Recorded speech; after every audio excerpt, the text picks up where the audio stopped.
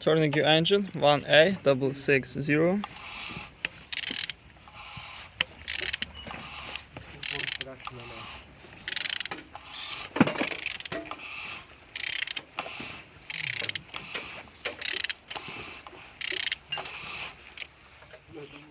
Turning good. At the front engines looks good, as you can see. Compressor, all broken. And on this side, everything nice. Look as well on the window. No water inside. Gearbox in good conditions. You don't see any damage. Same as well like on this side. Altimeter looking good. Starter all broken. And on the top, all connectors without any damage.